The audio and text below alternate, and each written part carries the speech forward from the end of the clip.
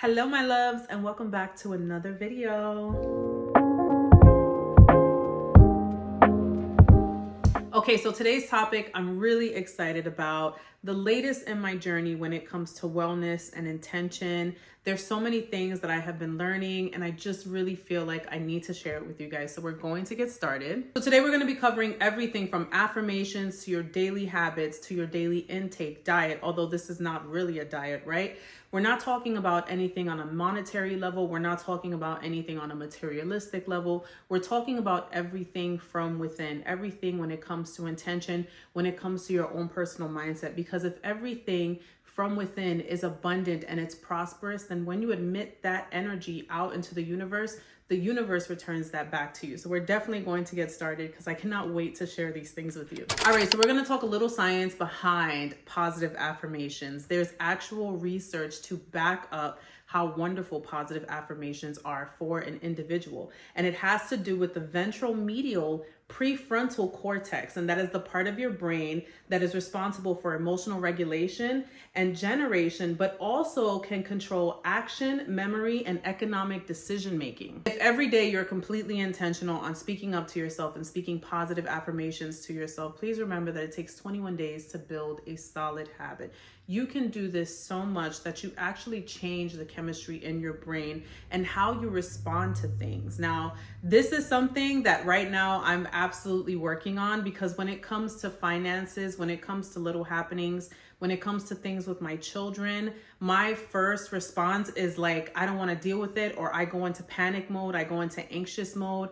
And that has sometimes led me to depression. And now when I'm meeting little hiccups here and there, nothing really bad, I'm starting to remind myself to not respond that way, because it doesn't serve my highest good. It doesn't serve my body physically. It doesn't serve my body mentally or emotionally. It's so important to just remember that affirmations, positive affirmations, are extremely beneficial to your emotional and mental health. It can actually change how you respond to hiccups, how you respond to perhaps traumatic situations. I know sometimes in life we feel like we can't control those things, or there are certain things that we can't control and we cannot control our responses. But for the things that you can absolutely be mindful of, you can have a more rational and less stressful response, which is going to bring me into cortisol levels. So cortisol in the body is a hormone that affects your immune system, your metabolism, your stress levels, your blood pressure. And when you are really, really stressed out, there is such thing as cortisol face, cortisol body. Cortisol responses, high cortisol levels, when you look like inflamed, or your face is looking like just a little more round, if you will. That has everything to do with high stress levels, which raises your cortisol hormone, which results in all of those things. And I am a living testament to this entire thing when it comes to cortisol levels. At the beginning of the summer, I was really, really low with depression, really, really low with my anxiety, and I was out of control with my stress levels. And we were dealing with a lot that my immune system actually started to retaliate against me. I got so sick, tested twice negative for COVID, okay? Doctors could not figure out what was going on. It was not a virus, it was not a bug. And even after I started getting better, my body had the hardest time recovering. When I tell you right now that positive affirmations are one of the most beneficial things that you can do for yourself, I mean it. One of the things that I definitely practice now are words or spells, thoughts or manifestations.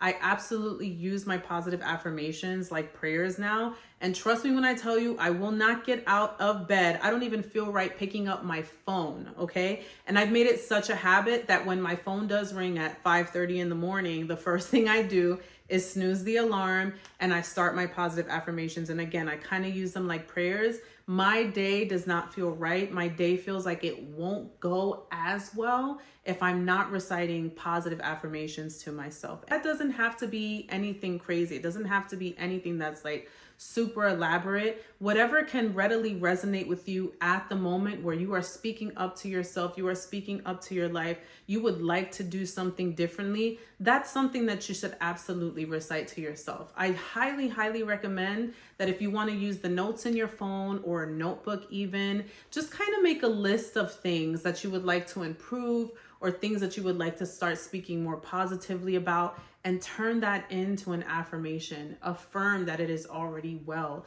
Affirm that everything is already taken care of. Affirm that you are healthy. All of those different things. My day does not go well if I do not do that. And again, 21 days to create a habit. If you are just consistently doing that and having something that reminds you, like for me, as soon as I hit snooze, positive affirmations have to be recited while I'm in bed. You don't have to sit up, meditate, cross your legs. You don't have to do any of those things. Just remind yourself to recite those positive affirmations. Boom, there is one micro habit checked off the list. So our secondary micro habit is going to be about good diet and exercise and how that leads you to sharp mental health. I've done a little bit of research. I'm going to talk to you guys about some of the things that I've learned when it comes to my daily intake, especially at my tender 37-year-old stage life age.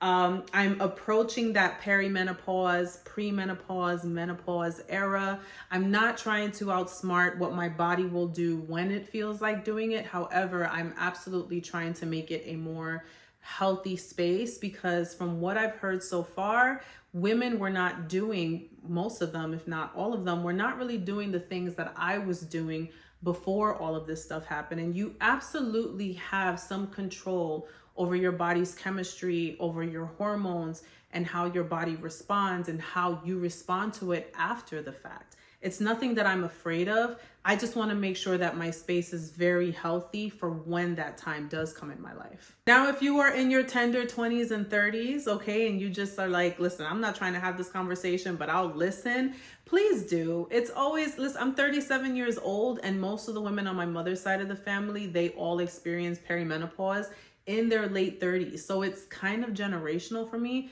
I don't know if I'm gonna get there. So far, from what I know, most of the things that have happened to most of the women, I'm a little bit of the late bloomer. So if it stays that way, great. But if it doesn't, that's fine too. Again, it's not anything that I'm totally afraid of. But from what I've been learning so far from the women in my family, my mom especially, and what I've been doing with my own self, I feel compelled to share this wisdom with you. One of the things that I started doing that now has become an actual ritual is taking vitamins. And surprise, surprise, the name of the vitamins are called Ritual. So I've noticed an uptick, if you will, in my energy. Now I really don't feel complete without taking them. I've also noticed a little less hair loss because I have been going through some hormonal hair loss. I also get acid reflux with taking vitamins. So with this one as well, these are kind of like peppermint coated. And although mint is not my favorite flavor, it actually feels a little bit easier on the throat when I experience acid reflux. So I highly suggest that you check out Ritual Vitamins. This is not sponsored by any stretch of the imagination, but I do really enjoy their vitamins, and you can find them at Target. Anybody who knows me knows that the fate of humanity really depends on the fact that I have my morning cup of joe. But surprise, surprise, everybody's gonna be like, girl, what? I don't drink coffee as much. In here is tea. It is rose hibiscus and spearmint tea. And another surprise to people that know me, girl, you're drinking mint? Yes, I'm drinking mint because it's much better on the stomach. It's really good for gut health. And again, we're talking about daily intake. You want to start doing things that are really good for your gut health. Prebiotics, probiotics. You want to be eating things that are natural in those biotics, if you will. So things like kimchi, fermented foods. I like poppy, but it has a little bit of sugar in it. But if you're not really like into the whole like extreme probiotic, prebiotic thing, then I suggest giving poppy a try. I actually thoroughly enjoy it. And please don't go on the internet and look up what's going on, because you'll see things that'll make you question it. And that's what happens when you make millions of dollars. So moving on. Now I'm also starting my days off with high protein. I did not like cottage cheese before. I did not like the look of it. I could not imagine the taste of it. And now I put cottage cheese in everything. There's a few videos on my Instagram where you can see what I do with cottage cheese. I started making high protein egg bites, like the kind of things that you find at Starbucks. And they're so easy to make at home, and you can actually make them for the next day. So for somebody like me who's super busy, who's always back and forth driving all over the place, when I take the kids to school in the morning and then I run straight to the gym, as soon as I come home, I just warm up 2 egg bites, have my little cup of tea, and I keep going about my day. It is a super duper time saver. Let's move on to exercise. It is said that the average individual needs upwards of 150 minutes a week of exercise. That means 30 minutes for 5 days. That's all you need just to keep healthy. So if you're just starting out and you're somebody that's not used to exercise, I strongly suggest maybe doing 15 minutes of exercise during the day, 15 minutes of exercise at night. You really don't have to do much. Even if you're pumping a little bit of blood with some 5-pound weights, that's really good for you, but it's really all about getting your body moving. If you are consistent with that, trust me when I tell you, and this is also backed by science, that you will change the chemistry in your body and your body will start craving more physical activity, therefore kind of moving you to try more, to do more. And the more that you do, the more your body is going to want. Exercise is so, so important. So again, 150 minutes a week, 30 minutes a day, 15 in the morning, 15 at night. You guys cannot go wrong. There are absolutely no excuses here. Now, let me tell you guys something right now, because we're moving on to our third micro habit. Back in January, all right, I was partying till like 4 in the morning, okay, driving home, getting up at 6, taking the kids to school, and then just completely crushing my entire day with no nap, no sleep, right? That's different now. I don't really know what happened, but after January, the divine, the universe, I don't know what it was. My body was like, bitch, we're not doing this anymore. Disrespectfully, we're not doing this anymore. And when I tell you that I've not done that since, because by 9:45, 10 o'clock, my body is already shutting down. I need to go to sleep, okay? Unless I'm doing something that's like really, really exciting, most of the time I wanna go home. If I'm going out, if we're gonna be out late, I don't know. I don't really know about it. I'm gonna let you know, but if I for sure know that I'm going to be out late and I know I need my sleep, baby girl. Okay. Sleeping is absolutely a non-negotiable for me at this point. By 7 p.m., my phone is on Do Not Disturb. I have emergency bypasses. In case of an emergency, they're not sent to voicemail. 6 to 8 hours of sleep are completely vital. I find that early mornings are where I'm the happiest and the most ready to start my day. So now I don't even feel guilty anymore when I go to sleep early, because I get up early, I get my things done, I say my affirmations, I have my high protein meal, I drink my tea. I am literally my best when I get upwards of 6 to 8 hours of sleep. I've heard of Sleepy Girl mocktails with like powdered magnesium. I've always wanted to try them, although I kind of don't need them because I'm naturally sleepy and tired. So if you are having a hard time sleeping, I strongly suggest going onto social media or even YouTube if you don't have social media and researching Sleepy Girl mocktails. They look really nice. They look very cute. They look very feminine, a little bit of a way to kind of like romanticize your sleeping routine. I think that's something you should try if you have trouble sleeping. Sleeping is vital. 6 to 8 hours at max. Go get your sleep, girlfriend. Moving on. So our fourth and final micro habit, we're going to be talking about social media and our social media intake. I think there's a healthy way to take in social media, but I also think that there's an unhealthy way to do it. I also feel like you can take in too much of the internet overall instead of social media, because there are people who don't have social media, but they will fall down dark, deep holes of Google, of researching, of their anxieties and of their worries. And it just, I've seen what it does to people and it makes me really sad for them, because you know that you can't pull them out of that. Their rationale is kind of like not there anymore. So we're going to talk all about this type of intake. I feel like in 2024, this is not a conversation we need to be having when it comes to social media. For the most part, unless it's somebody's business, like actual business where they're making money, personal social medias or even like my type of social media, it's all a highlight reel. You guys, I'm going through it. Not in the worst way, okay? Life is so much better now. Life is very abundant and I'm very, very grateful because it took me a long time to get here. But this also had to do with mindset and intention, right? But in 2024, I don't have to remind you guys that social media, Instagram, TikTok, Facebook, whatever other social medias that are out there, those are all just highlight reels. They're honestly just the highlight of people's lives. Of course, people are not going to be posting bad things. But what happens here is that you have to limit that intake, because I feel like if you're going through it, if you're going through a stressful situation, or you're going through a situation where you have low self-esteem, or something is going on in your life, it's nice to look at people's lives and be like, oh, I'm so happy for them because they're doing this, or they have this, or whatever. Like, I can't wait for that. But there comes a point where there is some sort of envy, evil eye even, because I am a spiritual person, so I do have to bring that up. Comparison, right? And it's just not healthy. And then it makes you feel worse about yourself, right? So one of these things when it comes to sleep too is not to scroll this type of stuff right before you go to sleep. Please don't do that, because that's not the type of shit you want to manifest for yourself either, right? If you're trying to look into changing your mindset, trying to change your brain chemistry, affirm good things in your life, manifest things that are strictly for you, then I don't suggest that before going to sleep, you're looking into other people's lives and being happy for them or wanting what they have.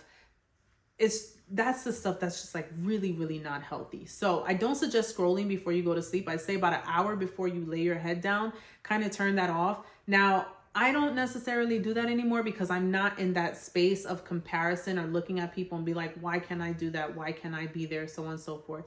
I do scroll things that are funny, recipes and things like that, but I don't look at other people's lives anymore. And I haven't for a long time. And if in the event I do, it's mostly like wellness, fitness, dance choreography, how to stretch my body, things of that nature. I think in 2024, that's not something that I have to remind people. That's something you should actually know, that in this time, social media is a highlight reel. It's all honestly an illusion. There's people that are going through real life things. They just don't share it. So limit your social media intake. Now, when it comes to things like falling down the research hole, again, I've seen people do this. I've seen what it does to people. I almost feel like that is not something that I can pull them out of anymore.